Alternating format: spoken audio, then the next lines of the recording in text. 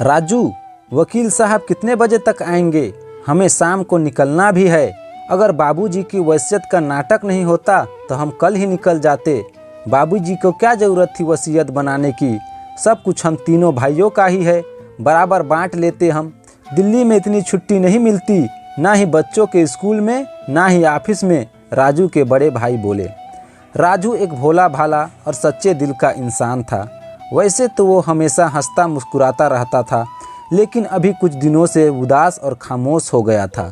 और होता भी कैसे नहीं, अभी 13 दिन पहले ही उसके बाबूजी उसे हमेशा के लिए छोड़कर जो चले गए थे।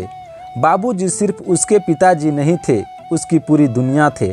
उसकी जान बसती थी उसमें। एक वही थे जिन्हें कदर थी उनकी, वरना दोनों बड़े भाई तो उसे नालायक ही कहते थे।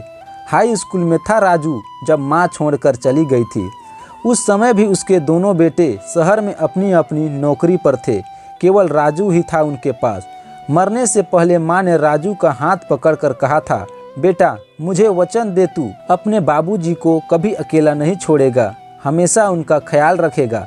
राजू ने कांपते हाथों से माँ को वचन दे दिया था। उसने कभी ये बात न अपने बाबूजी को बताई और न ही अपनी भाइयों को।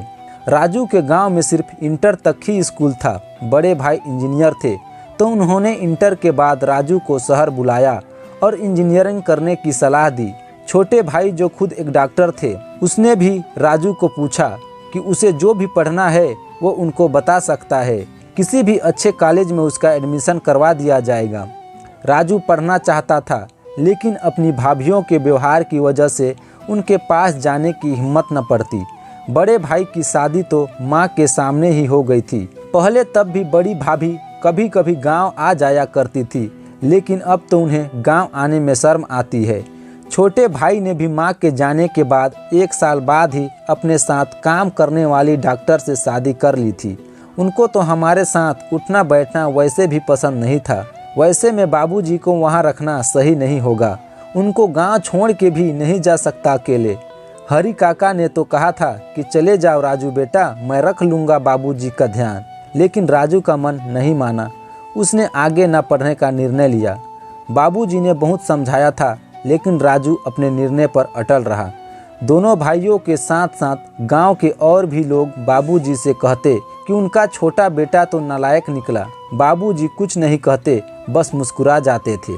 राजू ने गांव में ही रहकर खेती करना शुरू किया और इतनी मेहनत की कि हर साल सबसे ज़्यादा फसल राजू के खेत में ही होती।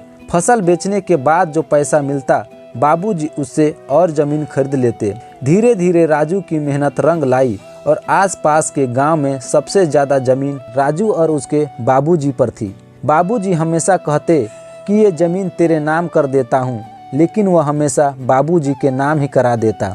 बाबूजी ने पास के ही गांव की एक लड़की से राजू की शादी करवा दी थी। शादी से पहले राजू ने कहा था कि एक बार वह सुनीता से बात करना चाहता है। उस समय सबने उसका मजाक बनाया था, लेकिन बाबूजी ने हंसकर हाँ कह दिया था। राजू जब सुनीता से मिला तो उसने माँ के वचन के बारे में बता दिया था और यह भी कह दिया था कि भविष्य में कभी भी वह उसे भाभीियों की तरह शहर जाने को न कहेगी। वह अपने बाबूजी को छोड़कर कहीं नहीं जाएगा। राजू का अपने पिता के प्रति इतना प्रेम देखकर सुनीता तो वैसे भी उसकी दीवानी हो गई थी। वह अक्सर कहती भी थी कि वह बहुत खुशनसीब है जो उसे राजू जैसा देवता पति मिला है। राजू की भाभी इतनी घमंडी थी कि वह सुनीता को 3rd क्लास लड़की कहकर ही बुलाती थी। सुनीता ये सोचकर जवाब न देती कि साल में कभी कभी तो आते हैं ये लोग, अब क्या बहस करना इनसे। बाबूजी की तो आंखों के तारे हैं सुनीता और राजू। भैया वकील साहब आ गए हैं, राजू के छोटे भाई ने कहा। सारा परिवार आंगन में इकट्ठा था। गांव के कुछ बुजुर्गों को भी बुलाया गया था। वकील साहब ने राजू और उसकी पत्नी को भी बुलाया। बड़ी बहुएं और बेटे बहुत खुश थे। सोच रहे थे अपने अपने हिस्से की प्रॉपर्टी के पेपर्स लेकर शाम को निकल जाएंगे। वकील साहब ने सबको बैठने के लिए कहा और वसीयत पढ़ना शुरू किया। प्रिय गांव वालों और मेरे लायक बेटों, तुम सबको हमेशा यही लगता है कि मेरा राजू नालायक बेटा है, लेकिन मैं तुम्हें बता दूं, उस जैसे लायक बेटे सदियों में जन्म लेते हैं। वह है तो मेरा बेटा, लेकिन हमेशा मेरी माँ बनकर मेरा ख्याल रखा। अपनी माँ को दिए वचन के लिए उसने अपना पूरा जीवन कुर्बान कर दिया।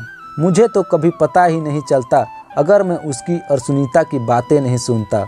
मेरे पास जो कुछ भी है सब मेरे राजू की मेहनत का नतीजा है, इसलिए मेरा सब कुछ सिर्फ और सिर्फ मेरे नालायक बेटे राजू का है। मेरी किसी भी चीज़ पर मेरे उन लायक बेटों का कोई अधिकार नहीं है, जिन्होंने कभी पलट कर ये नहीं देखा कि मैं कैसा हूँ, मुझे क्या चाहिए।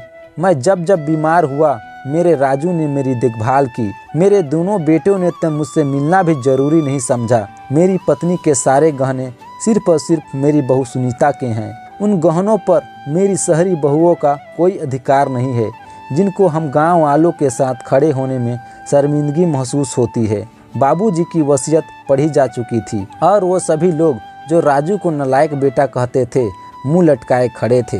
दोनों भाई भी गुस्से में अपने अपने परिवार के साथ जा चुके थे कभी न आने के लिए। उस आंगन में खड़ा राजू उस गांव का सबसे अमीर व्यक्ति था, लेकिन फिर भी वह अपने आप को सबसे ज़्यादा गरीब महसूस कर रहा था, क्योंकि उसकी असली दौलत उसके बाबूजी उसे हमेशा के लिए छोड़कर जा चुके थे। आपको यह कहानी कैसी लगी हमें कमेंट करके ज़रूर बताएं, और अगर वीडियो अच्छी लगी तो वीडियो को लाइक शेयर, और अगर चैनल में नए हैं तो चैनल को सब्सक्राइब करना ना भूलें। धन्यवाद।